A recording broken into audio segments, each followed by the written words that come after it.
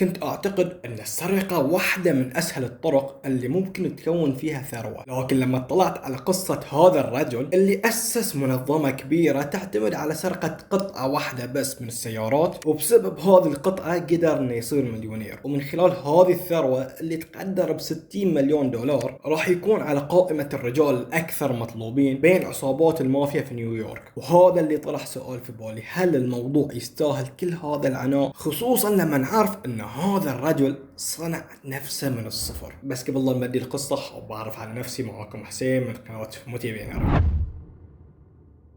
في فترة التسعينات مدينة نيويورك كانت تواجه مشكلة ضخمة مع سارقين السيارات. تخيلوا ان في ذاك الوقت في التسعينات سرقة السيارات كان التوجه الاول لرجال العصابات والمافيا، وفي السنة كان ينسرق حول 150 ألف سيارة في مدينة نيويورك لوحدها. طبعا هذا العدد ضخم، خصوصا لما نتكلم عن فترة التسعينات اللي كان فيها اعداد السيارات اقل بمراحل من وقتنا الحالي، والسرقات كانت متغيرة على حسب السيارة نفسها. يعني اذا كانت قيمة السيارة كبيرة كان ممكن ان يسرقونها بكورها، لكن اذا كانت سيارة ما عليها القيمة كانوا ممكن يسرقون بعض القطع الغالية اللي فيها. بس في قطعة مهمة السارقين ما كانوا عارفين قيمتها الحقيقية. اللي بطل قصتنا موريتسيو بيركان هو الوحيد اللي قدر يستوعب اهمية هذه القطعة، واللي سواه هذا الرجل في مجال سرقة السيارات كان شبيه بوايد من المشاريع الضخمة اللي نشوفها في وقتنا الحالي، اللي وايد من المشاريع يركزون على امور ما حد يكون عاطيها اهمية، بس هذين الاشخاص او الشركات يقدرون يكونون ثروة من خلال هذه الامور. بس بطل قصتنا موريتسيو نقدر نقول انه كان في الجانب المظلم من هذه المشاريع. موريتسيو كانت اصوله ترجع لدولة ايطاليا، وعائلته مثل كثير من العائلات الايطالية سافروا لامريكا عشان يبحثون عن حياة افضل. فعلى طبيعة الحال موريتسيو نشأ وترعرع في البيئات الايطالية اللي من دون ما اقول لكم انها كانت مشهورة بعصابات المافيا، واللي بينهم وبين بعضهم في هذه الاحياء تكون الطبقية منتشرة. موريتسيو كان ينتمي حق الطبقات الدنيا، الطبقات اللي تكون مسؤولة عن الأعمال القذرة، على سبيل المثال السرقة. فكان موريتسيو يسرق من صغره، وحالته المادية ما كانت أحسن شيء، وكان دايم يطالع لفوق،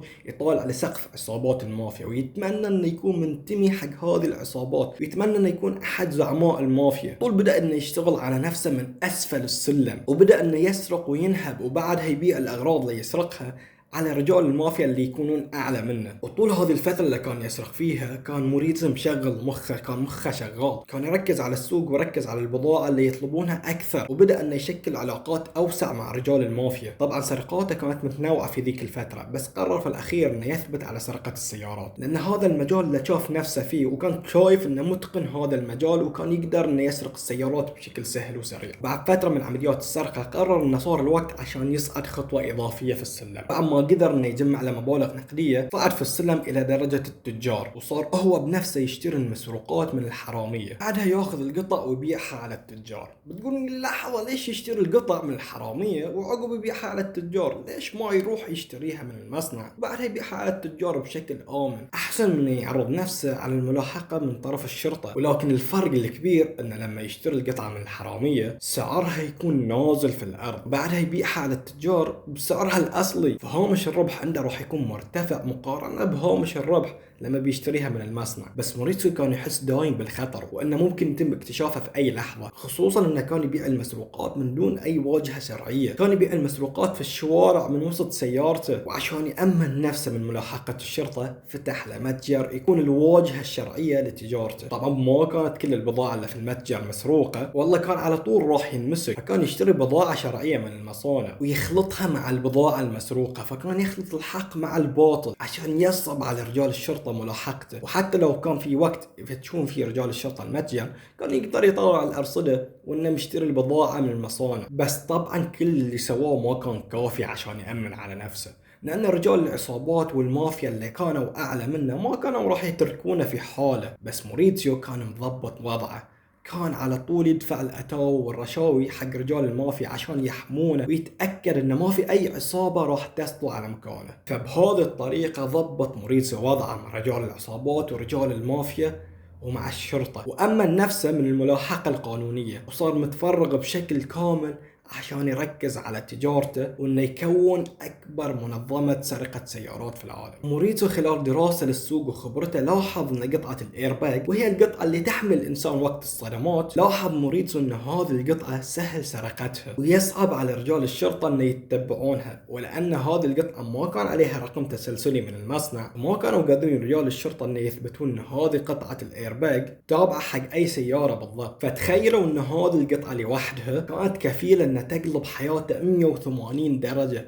وتنقله من حياة الفقر الى حياة الثراء، لان هذه القطعة مثل ما قلنا سهل سرقتها وبنفس الوقت تعتبر قطعة غالية وصعب ان يتبعونها رجال الشرطة. فكل هذه العوامل خلت موريتسو يكون تجارته على سرقة الإيرباجات، وخلتها القطعة المثالية عشان يكون موريتسو ثروته. موريتسو أسس له مجموعة صغيرة من الموظفين اللي هم كانوا أساسا حرامية أو سارقين، تعرف عليهم في وقت سابق من حياته لما كان غايز في عالم الإجرام وعالم السرقة، وما كان يختار أي حرامي ولكنه كان يختار الحرامية الصفوة. كان يعلمهم عن أنواع الإيرباجات وعلمهم شلون يقدرون يفتحونه بشكل سهل ويسرقونه في أقل من دقيقة، وحرفيا كأنه كان فاتح له شركة ويعلم الموظفين فيها قبل لا يدشون حق السوق. وبعد ما صاروا الحرامية متمكنين وجاهزين، انطلقوا في جميع أرجاء المدينة وصاروا يجيبون له إيرباجات بكميات كبيرة. وهذه القطعة المسروقة أو الإيرباجات ما كانت تطول عنده لأن الطلب عليها كان عالي من طرف الجراجات والورشات. وبعد فترة قصيرة رجال الشرطة لاحظوا أن بلاغات سرقة السيارات بدأت تكثر، والغريب بالنسبة لهم أن كل هذه السرقات كانت مرتبطة بسرقة الإيرباجات. الشرطة حطوا احتمال كبير أن السرقات تكون مربوطة في بعضها، لأن مو من المعقول خلال فترة زمنية موحدة يتم التركيز على سرقة الإيرباجات، فالأكيد أن في منظمة كانت مستهدفة قطعة الإيرباجات، ومستحيل جميع هاي السرقات تكون في الوقت الموحد نتيجة الصدفة. لكن رجال الشرطة ما كان عندهم دليل يثبت أن كل هذه العمليات تابعة حق منظمة إجرامية واحدة. وحتى لما كانوا يمسكون واحد من الحرامية أو السارقين، كان يرفض السارق أو الحرامي أنه يعترف أنه كان ضمن عصابة منظمة حق سرقة الإيرباجات. السبب لأن في حال اعترف على المنظمة راح تكون العقوبة عليه أكبر، وبسبب كثرة السرقات اللي كانت تصير موريتسو توهق وما كان قادر يتصرف بالبضاعة اللي قاعد توصل له، ما كان عنده مكان يقدر يخزن فيه البضاعة كلها. فاحتاج موريتسو انه يتوسع او يفتح محل جديد كان باسم All in One، وجزء من هذا المخزن كان مسويه كورشة عشان يصلح السيارات اللي تحتاج تبديل حق الإيرباجات، او يصلح السيارات اللي بالاصل كان هو سارقها. وهذا اللي ساعده انه يتوسع بشكل كبير، وبنفس الوقت كان يسوي دعايات واعلانات حق شركته عشان ينشرها في وسط مدينة نيويورك. وصعب بنفس الوقت انك تتخيل ان شخص عنده بزنس بهذا الضخامة انه يكون مسؤول عن اكبر منظمة سرقة سيارات. ولان بزنس مورينو كبر وتوسع بشكل اكبر، طلعت له مشكلة جديدة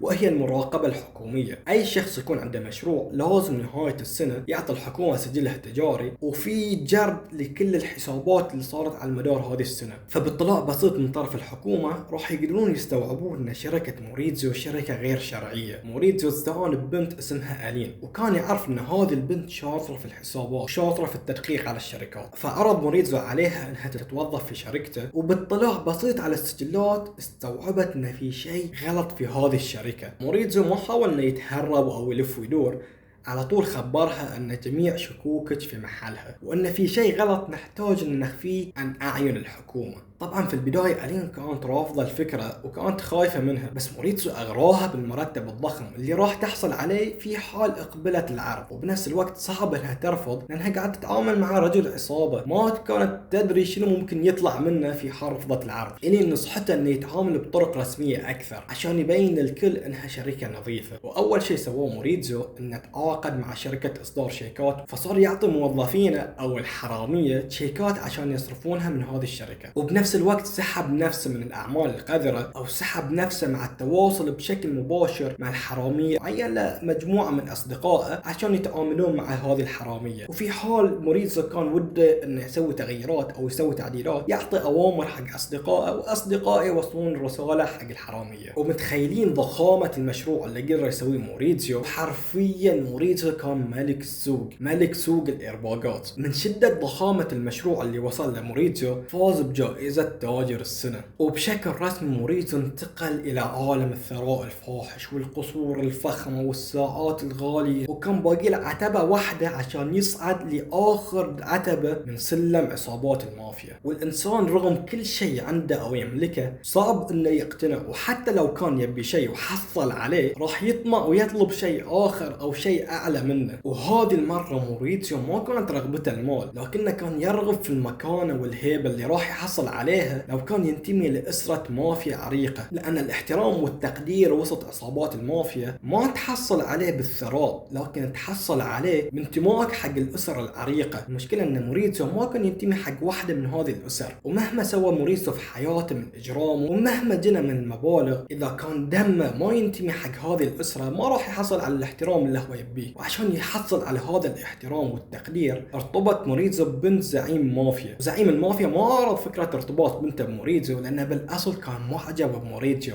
ومعجب إن شلون موريزيو قدر يصنع نفسه من الحضيض ويصنع نفسه من الصفر إلى ما وصل لآخر خطوة في سلم المافيا. ونقدر نقول إن موريزيو ختم الحياة وحقق جميع أهدافه، لكن في لحظة انهدمت كل حياته لما واحد من الحرامية اللي منضمين لعصابة موريزيو انمسك. لكن هذه المرة ما انمسك بسبب السرقة، ولكن انمسك بقضية ثانية. على أثر هذه القضية كان ممكن أن يتم حكمه لعدد من السنين الطويلة، والأكيد أن هذا الحرامي كان ممكن يدفع أي شيء عشان ما يتم محاكمته طول هذه السنين. واللي تفكرون فيه هو الصح، هذا الحرامي قرر انه يبلغ عن موريزيو ومنظمته الإرهابية، لأنه كان متأكد ان الشرطة كانت راح تنجن عشان تمسك هذه المجموعة الإرهابية. فقرر هذا الحرامي انه يعطي الشرطة جميع المعلومات اللي عنده مقابل انه يعطونه حصانة ويعفونه من هذه القضية اللي ممكن تحبسه لمدة سنين. وبعد ما وصل لاتفاق مع الشرطة خبرهم بكل شيء، ورجال الشرطة عينوا مراقبين يراقبون حركة متجر All in One ويتأكدون من المعلومات اللي عطوها إياهم السارق. فظل فريق المراقبة قدام مبنى الورشة، ولاحظوا أن في عدد من الأشخاص كانوا يحملون شنط أو يحملون أكياس يدخلون لداخل المتجر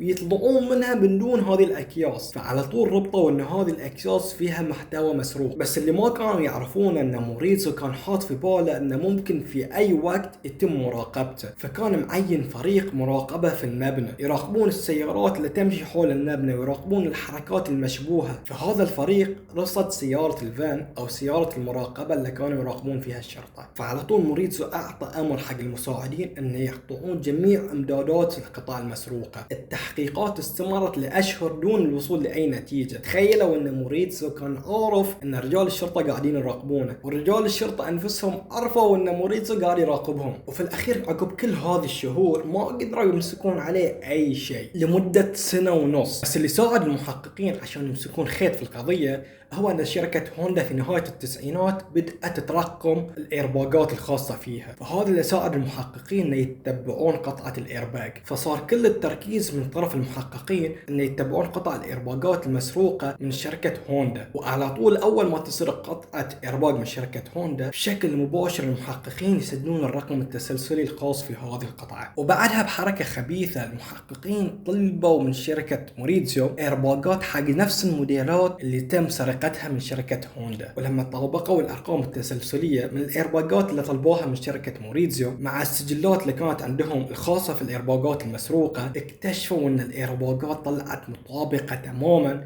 حق الأرقام اللي كانت عندهم. بس هذا الدليل لوحده ما كان كافي عشان يطيحون بموريزيو، لأن بكل بساطة مع محامي شاطر كان ممكن من موريزيو أنه يتهرب من هذه القضية. وبعدها المحققين بدأوا أن يراقبون السجلات والحسابات الخاصة في شركة موريزيو، وقدروا يوصلون حق شركة الشيكات اللي كان يتعاون معاها موريزيو. من خلال تواصلهم مع شركة الشيكات قدروا يثبتون المحققين أن موريزيو يتواصل بشكل مباشر مع الحرامية، وهذا كان دليل قاطع على موريزيو. وبعدها المحققين قدروا يصدرون مذكرة اعتقال بحق موريزيو، وفعلا داهموه في بيته. لكن لما دشوا بيته ما وجدوا موريزيو متواجد داخل المنزل، وهذا اللي خلاهم يقلقون ويتوترون أن ممكن موريزيو كان عارف أن الشرطة راح تقتحم بيته، وهذا اللي خلاه يهرب من المدينة بكبرها. فبحيلة ذكية ثانية المحققين اتصلوا على موريزيو وخبروها أن في عصابة اقتحموا منزل ابنها. هم حاليا حاولوا يبحثون عنه لكن ما قدروا يوصلون حقه عشان يحمونه من هذه العصابة. وممكن موريتزو يساعدنا ان نحدد هويات هذه العصابة عشان نلقي القبض عليهم. موريتزو خبرتهم ان ابنها موريتزو حاليا في اجازة شهر عسل في واحدة من جزر هاواي. عقب ما قدروا رجال الشرطة يحددون موقعه، على طول تواصلوا مع الاف بي اي في جزر هاواي وخبروهم ان يلقون القبض على موريتزو اللي كان قاطن في واحدة من الفنادق. وفعلا الاف بي اي توجهوا حق المنتجع اللي كان ساكن فيه والقوا القبض عليه. وبعدها تم مصادرة جميع ثروته اللي تقدر ب 60 مليون دولار، وتم محاكمته لمدة 10 سنوات في السجن. اعرف الحكم ممكن يكون غريب او ممكن يكون بسيط بناء على الثروة اللي جمعها موريتزو. بعد ما انقضت فترة حكم موريتزو اللي توصل ل10 سنوات، طلع موريتزو لليوم عايش حياته. ويبقى السؤال، هل موريتزو قدر انه يخش جزء من ثروته عشان يستخدمها وقت لو القوا القبض عليه؟ هل تتوقعون ان موريتزو لليوم يمتلك جزء من هذه الثروة اللي قدر يكونها،